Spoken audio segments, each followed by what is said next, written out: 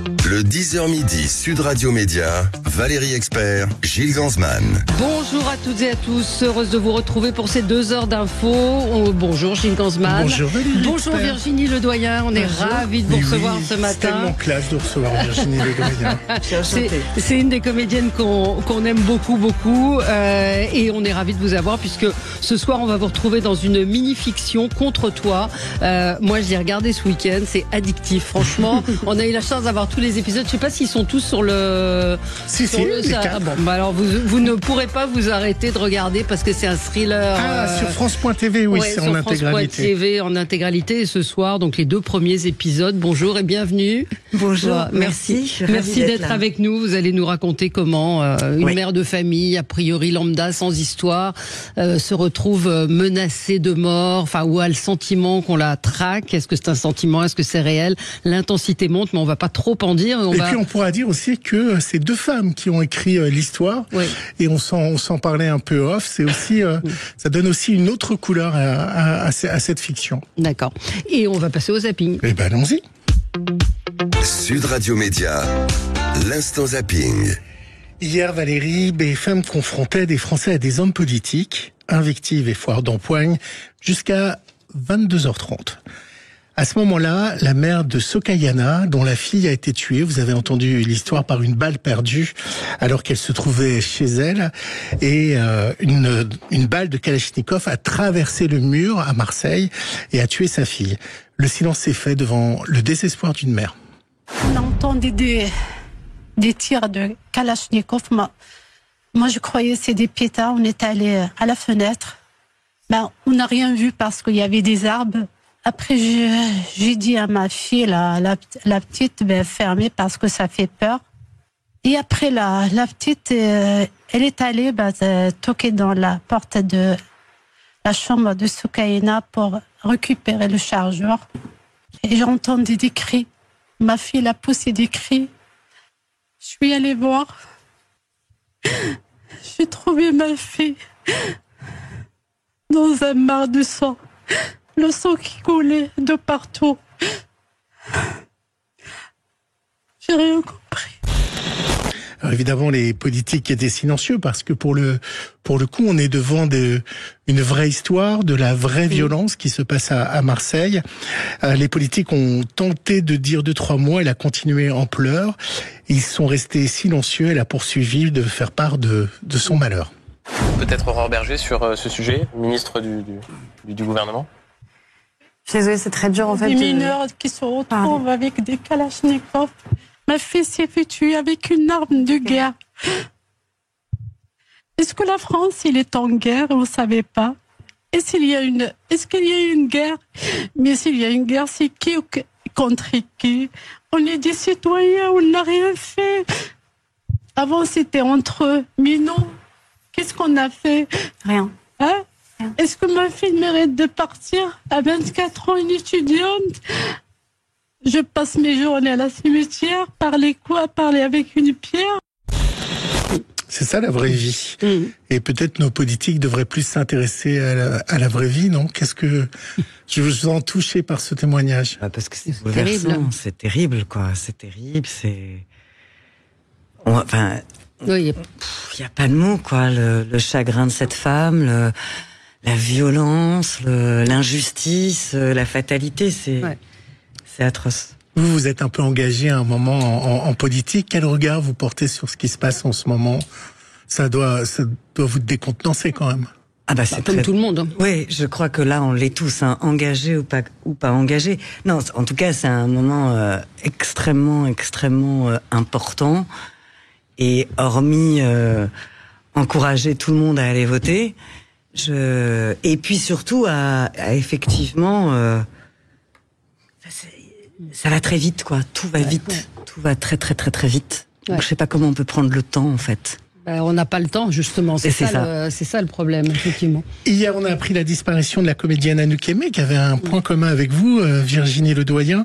Elle a démarré très jeune, puisque vous avez démarré également très jeune. Elle avait 14 ans quand elle a tourné dans La Maison sous la mer. Jacques Prévert lui avait aussi écrit un rôle dans Les Amants de Venise, d'André Cayatte. Et puis la Dolce Vita et 8 et demi de Fellini. Mais évidemment, son plus grand rôle, c'est celui dans le film Un homme et une femme de Claude Lelouch. Hier, Claude Lelouch lui rendait hommage dans C'est à vous. Cinématographiquement, elle est la femme de ma vie. Elle est la première star à m'avoir dit oui à l'arrivée de chez Fellini. Moi, j'étais un cinéaste amateur, je débutais et elle m'a ouvert les portes du cinéma. Voilà, donc je la remercierai jamais assez. Elle va beaucoup me manquer. On avait eu la chance de les recevoir tous les deux dans C'est à vous, c'était il y a quelques années, et elle évoquait justement son amour à Claude Lelouch. C'est un amour qui dure depuis très longtemps avec Claude. Moi, j'aimerais qu'il me demande jusqu'à la fin de ma vie de tourner.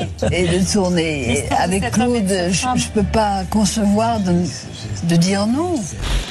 Vous avez démarré à 3 ans dans une publicité pour Blédina et Bultoni. Oui, enfin, même avant. Ouais. Mais moi, j'ai eu la chance de tourner avec Anouk Aimée dans Les Marmottes d'Elie Chouraki. Ouais.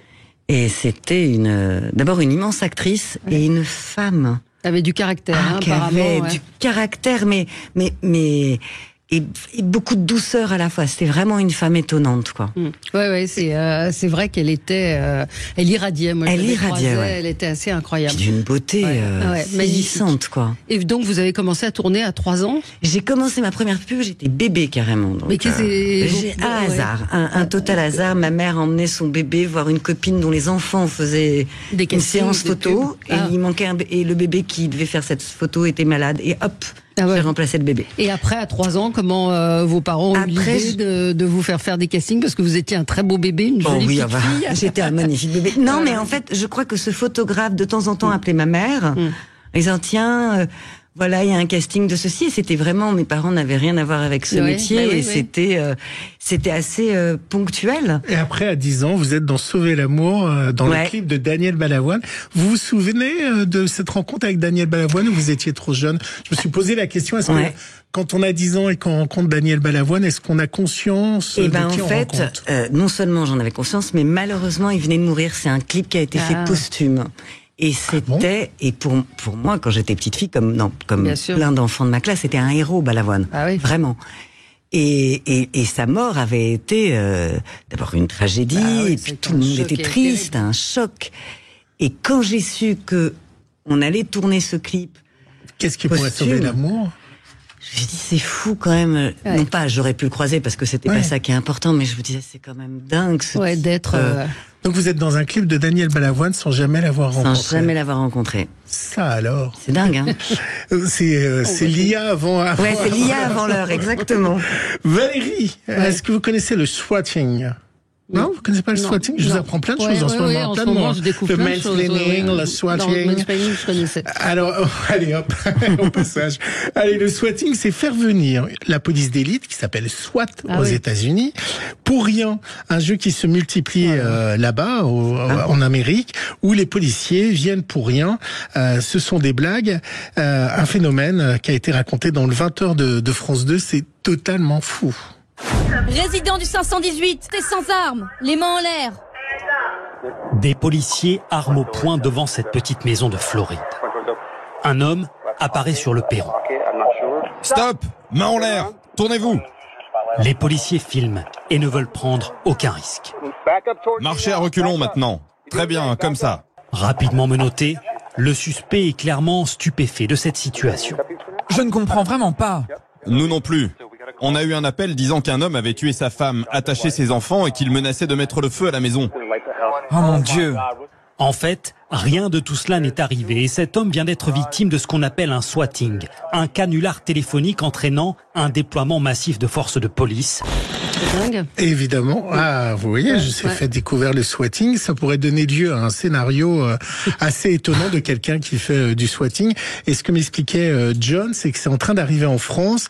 Et alors, les victimes du swatting en France, ce sont les youtubeurs. C'est-à-dire que des fois, la police arrive même dans l'image. Et donc, évidemment, ça fait des vues parce que... Mais c'est quelqu'un qui appelle pour dire, piéger. Par exemple, moi, je vais appeler en disant que je suis attaché, Comme les alertes à la bombe, quoi. Ouais, voilà, c'est ça. Et maintenant, c'est il est cambriolé. Ils sont nombreux pour évidemment avoir en image beaucoup de policiers. Voilà, l'unité de SWAT, c'est un peu notre le raid. Le raid ou le GIGN. Le GIGN. Donc voilà. Et allez voir sur le site de France 2. Une fois que vous avez vu la fiction de oui, merci. Mais allez voir ce sujet, il est incroyable. Il fait 3 minutes 30, donc on a dû résumer. Impressionnant. Mais il est incroyable. D'après vous, comment j'ai fini, puisque je finis en musique?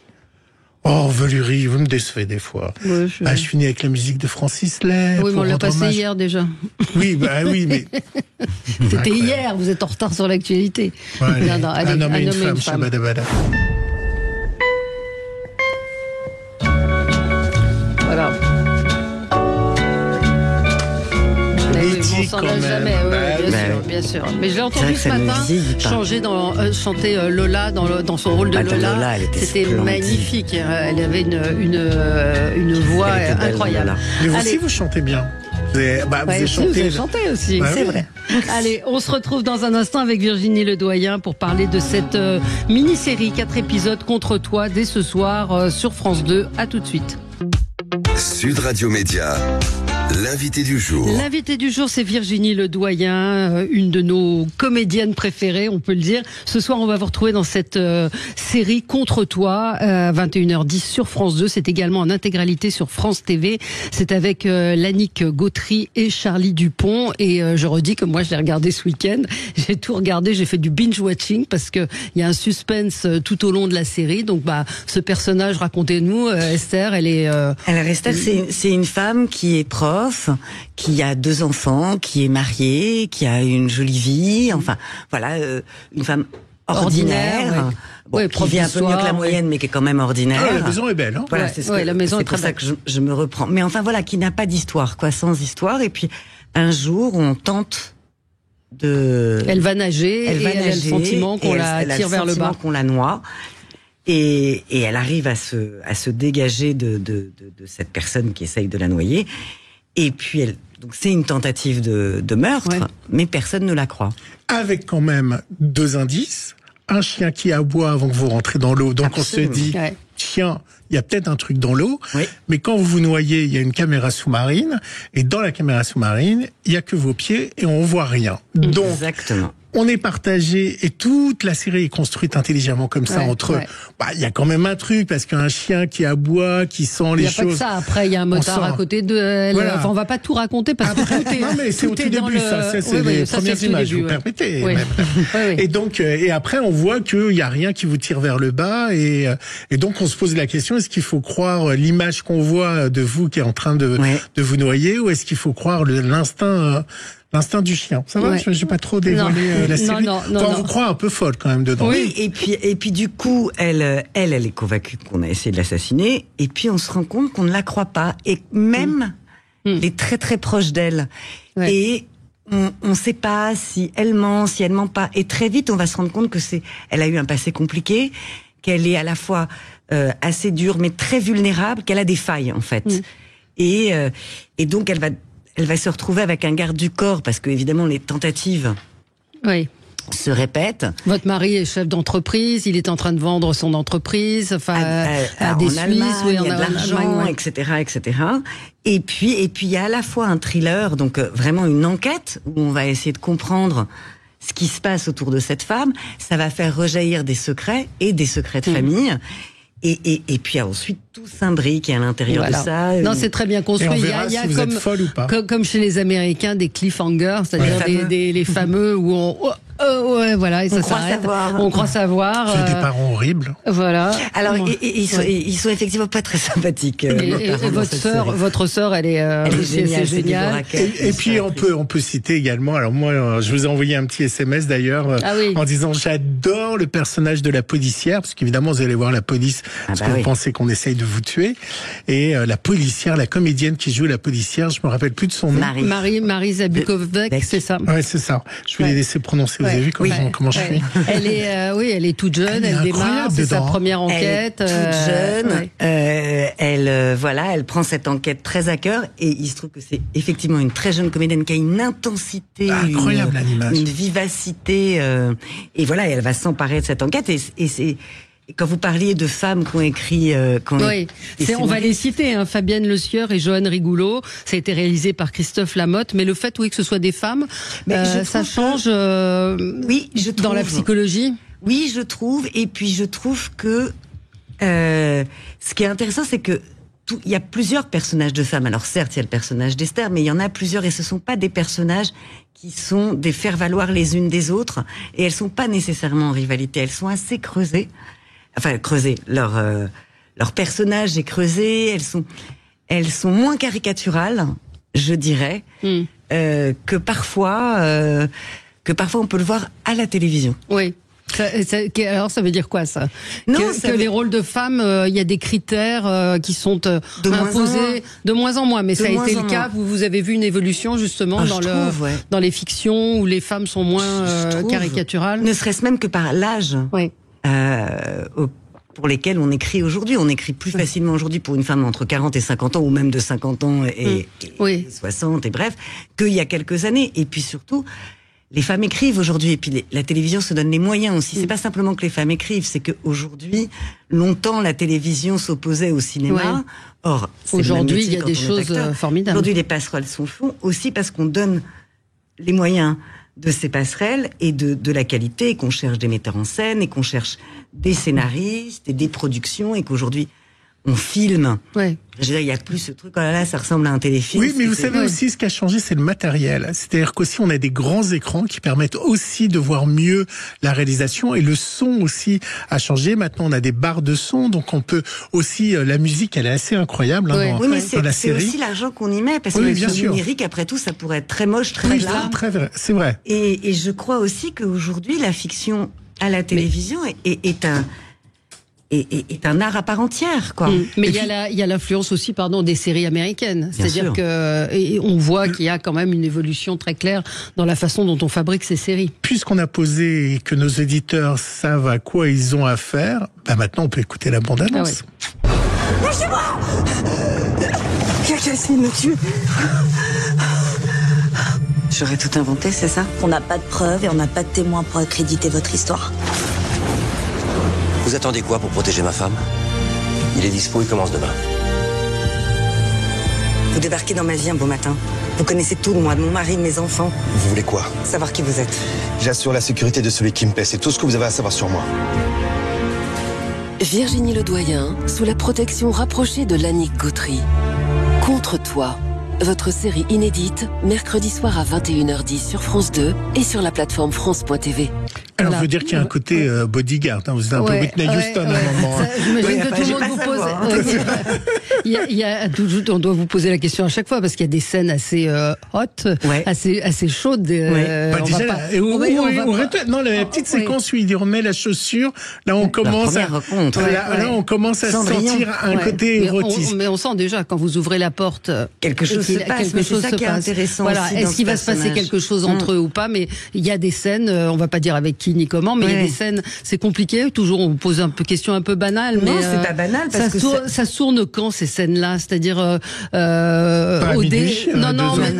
ce que je veux dire, c'est au début du tournage, à la fin du tournage. Ça dépend ça dépend des plans de travail, mais là, en l'occurrence, les toutes premières scènes d'intimité forte ont été tournées au tout début du tournage.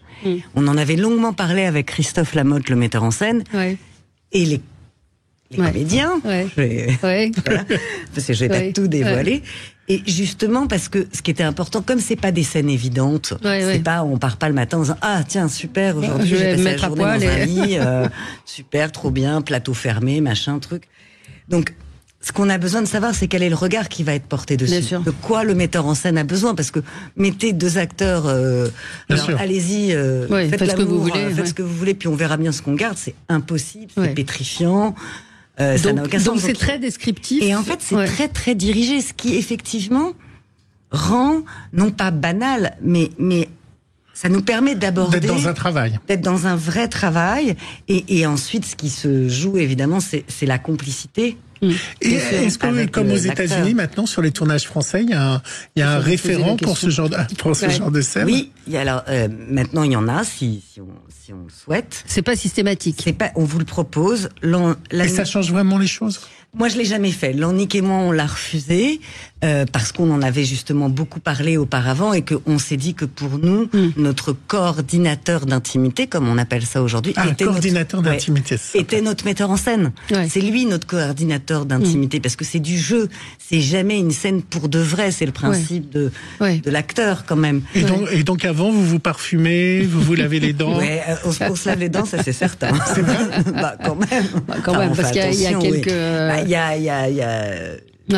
Il y a quand même un rapprochement. Il y a de fait une intimité. Il y a une intimité qui se fait. Ça s'appelle le respect. C'est comme quand on va au travail le matin, on se brosse les dents. On va en classe le matin, on se brosse les dents.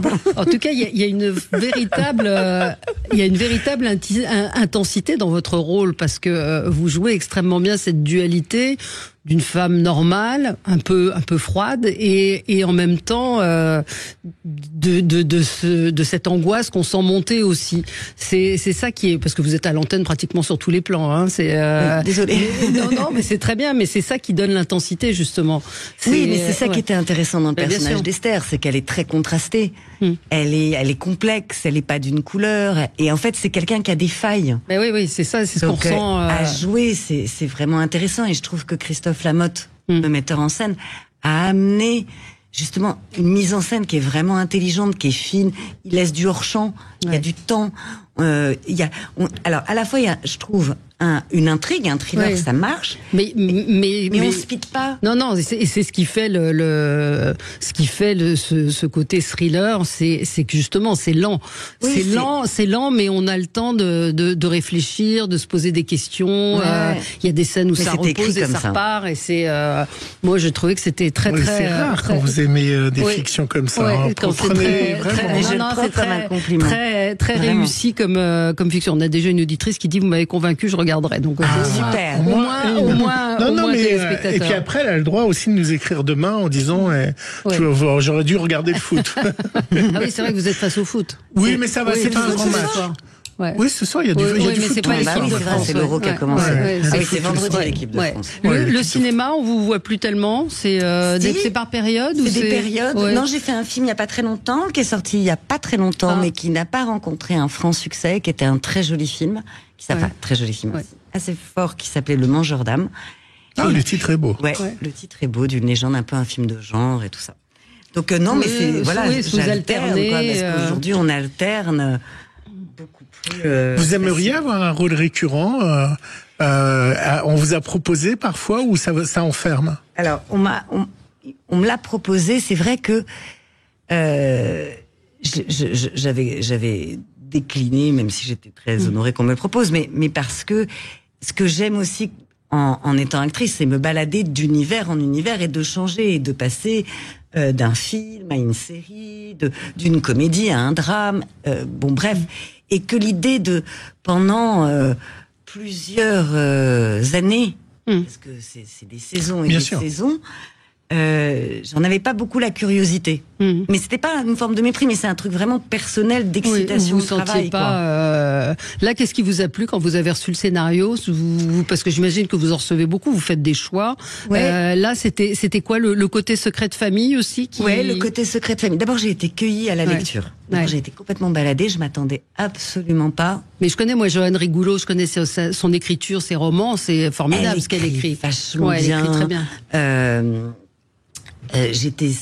J'ai pas vu venir. Racontez pas. Moi, j'ai vu que les 2 premiers. Je l'ai pas vu venir, mais vraiment pas. Je trouvais que justement ce rôle de femme dont on parlait, des femmes qui écrivent, est-ce que c'est mieux que les hommes? C'est pas la question que c'est mieux, mais c'est vrai que soudain, il y a plus de il y a de la contradiction chez cette femme. L'idée, c'est pas d'en faire une femme. Oh, la pauvre, c'est ni une victime. Fallait qu'elle soit attachante alors qu'elle est assez dure. C'est ça que vous avez réussi quand je parlais de cette dualité. C'est à la mais fois ça, c'était à l'écriture que on n'arrive pas à savoir qui elle est. Que vous l'avez ressenti. Il y a du mystère. Et il y a du mystère chez cette femme. Et à jouer, c'est intéressant ces personnages-là parce qu'on peut pas les enfermer quelque part. Ouais. Vos projets, c'est quoi? Alors là, j'ai fini avec José Dayan sur La Dalle, qui est une adaptation de Fred Vargas avec Yvan Attal. Vous avez tourné en une semaine? Non, pas du tout. Pas du tout, c'est pas vrai. Puis moi, j'adore travailler avec José Dayan. Les comédiens l'aiment beaucoup. Et donc ça, on va le voir, ça ce sera pour la télévision. Oui. Et puis ensuite, j'ai un film au Maroc, mais pas tout de suite. Donc pour l'instant, un film marocain. Bon, bah, vous jouez à la pétanque? Non. Mais bon, si je joue, j'ai des fulgurances, mais je joue comme un pied. On va recevoir le champion du monde de pétanque. Qui pourrait jouer dans des films. Qui pourrait jouer dans des films, mais physiquement, oui.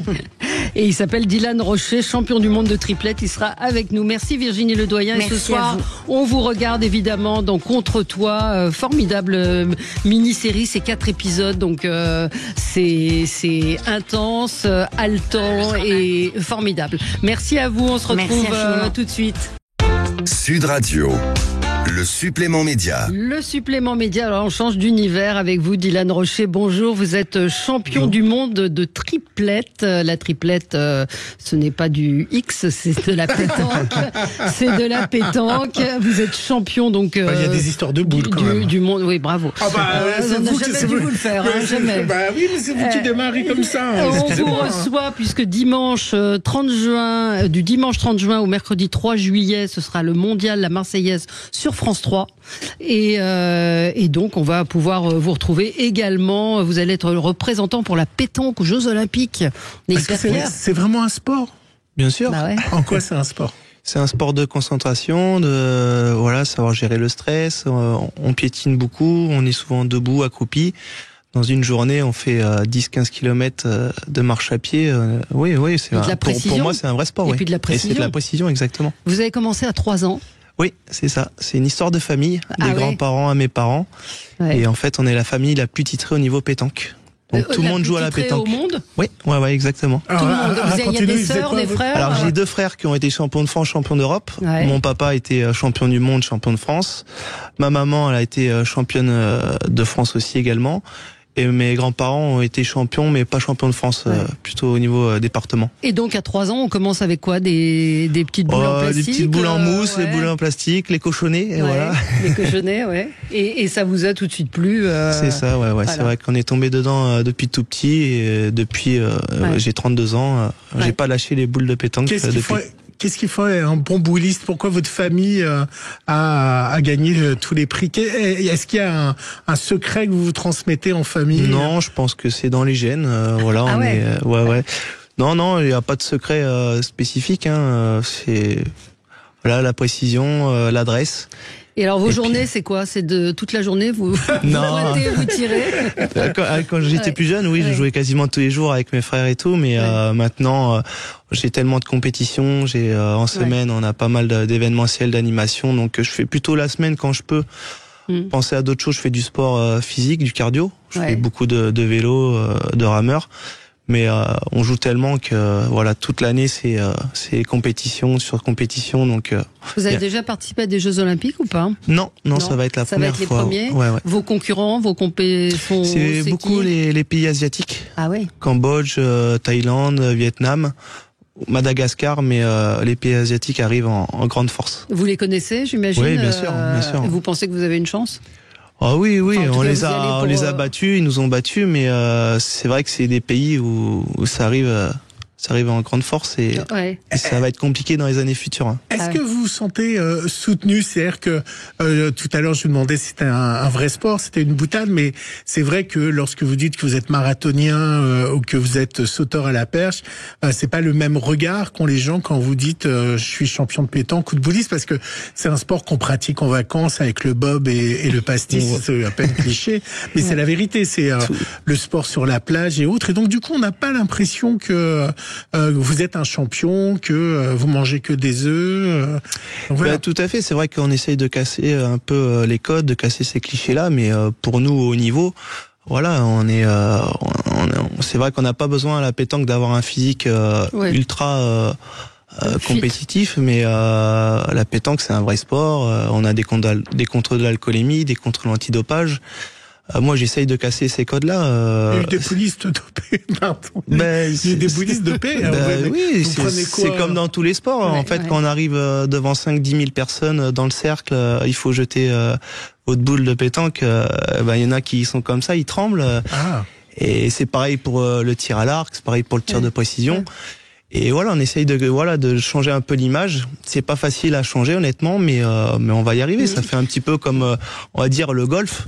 À l'époque, il n'y avait pas besoin d'un physique énorme, et maintenant, ça évolue, quoi. De retraité, alors. Voilà, mais finalement, au haut niveau, on s'aperçoit que c'est un vrai sport. Qu'est-ce qui fait que vous êtes plus ou moins en forme? Enfin, c'est peut-être une question qu'on peut poser à tous les sportifs, mais en particulier, il y a des saisons où vous êtes plus ou moins bon, où ça marche plus ou moins bien. Oui, c'est vrai. Alors vous êtes 3. C'est vrai que déjà c'est un sport d'équipe en général, donc faut qu'il y ait une bonne cohésion avec les coéquipiers. Et ce qui fait en fait la forme, je pense que en général, moi, de mai à septembre, c'est vraiment la grosse période. On joue quasiment tous les 2 jours, avec énormément de déplacements. Je fais 80 000 km par an pour la pétanque en voiture. Incroyable. Donc on arrive, c'est vrai, à une certaine usure l'été, avec la chaleur et tout, la pression. Et c'est vrai que des fois, on arrive un petit peu à être moins en forme. Et vous jouez avec vos propres boules? Toujours. Elles sont spéciales? Oui, j'ai un partenariat avec une société au but. Oui, parce que elles sont plus légères si vous avez. Alors ils sont vérifiés, ils regardent le marquage, le poids. Et à l'époque, dans les années 80, il y en a qui trichaient, ils mettaient du mercure dedans pour que la boule elle rebondisse pas du tout. Mais maintenant tout est vérifié. Tout est cadré. En fait, la pétanque a changé.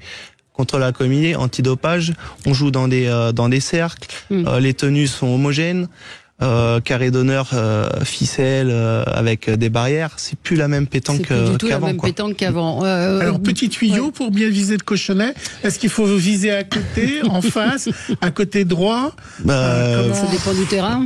Ça dépend du terrain. Alors, faut bien analyser le terrain et puis jouer en fonction des dévers, les bosses. Mais justement, quand on joue en compétition, pardon aussi de vous poser cette question, les terrains sont comment? Alors nous, on a l'avantage qu'à la pétanque, en fait, chaque week-end dans les compètes, c'est un terrain différent. Donc, faut savoir s'adapter. Bon, bien sûr, on va pas jouer sur l'herbe, mais on peut jouer dans des cailloux, dans du sable. Et là, aux Jeux Olympiques, ça va être quoi comme terrain? Je pense que ça va être sur du goudron avec un peu de gravier. Et vous savez où c'est? On va jouer dans le village France. D'accord. Voilà. Vous allez faire une démonstration. Une animation. Votre but, c'est que ça devienne un sport olympique, bien sûr. C'est vrai que c'est la grosse déception. On n'a pas été pris cette année au JO. Parce que la pétanque est un sport français populaire en France. On pensait avoir nos chances, mais on a les championnats du monde en fin d'année qui arrivent, qui est la grosse échéance aussi de l'année à Dijon. Donc là, on prépare cette compétition-là et la Marseillaise, quoi. Voilà. Vous allez garder votre titre? Et on va essayer. Oui, il faut. Comment les coéquipiers, c'est qui? Alors pour l'instant, la sélection, elle n'a pas été annoncée. Elle va être annoncée en septembre, mais à 99% de sûr, moi j'y serai et je vais défendre mon titre en tir de précision. Alors, pardon, juste un truc que j'ai pas compris, c'est que la pétanque n'est pas un sport olympique. Mais vous serez quand même aux Jeux Olympiques. On sera au JO pour une animation, pour faire la promotion de la pétanque, quoi. D'accord, avec une vraie compétition, avec. Ça sera plutôt de l'animation. On jouera avec les sportifs. On sera. On n'a pas été pris, mais on sera un petit peu là quand même. À l'intérieur. Alors, quelqu'un qu'on connaît bien ici, qui s'appelle Véronique de Villèle, qu'on a connu dans Véronique et Davina, qui vous salue. Est-ce que les femmes sont de plus en plus présentes dans ce sport? Est-ce qu'elles jouent différemment? Et autre question, est-ce que dans une triplette, il y a des triplettes mixtes? Oui, tout à fait. Oui, il y a beaucoup plus de femmes et de jeunes aussi qui se mettent à la pétanque, donc ça c'est vraiment une bonne chose.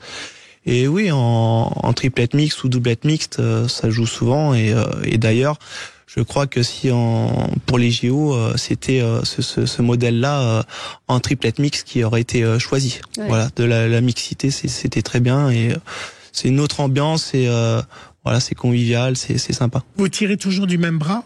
Toujours, ouais. Moi, je suis un pur gaucher. C'est vrai? Ouais. Et il y en a qui sont ambidextres ou pas? Il y en a qui font un peu les deux, mais bon, ils sont pas.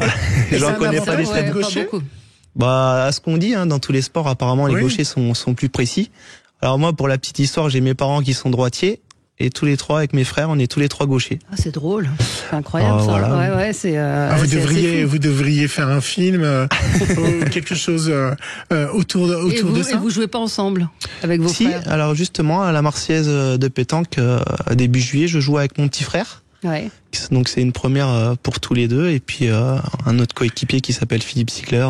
Voilà, on va essayer de... Est-ce qu'il y a des accidents? Alors j'imagine pas comme Mbappé, vous pouvez pas vous casser le nez, mais vous pouvez vous fouler quelque chose? Est-ce que il y a des chutes? Alors des accidents, ça peut être très bien le cochonnet qui part, une boule qui tombe sur le cochonnet qui part à toute vitesse, ça peut faire très mal. Comme un bouchon de champagne. Voilà, mais moi à mon niveau c'est plus les problèmes musculaires, les tendinites, voilà. C'est des mouvements répétitifs. Et votre bras il est plus musclé que l'autre ou pas, comme les tennisman? Je pense, ouais. Il y a pas photo, ouais. Et vous avez mal? Vous avez déjà des tendinites? J'ai déjà eu des tendinites, des problèmes musculaires au niveau de l'épaule. C'est un vrai sport, hein, on dirait pas comme ça.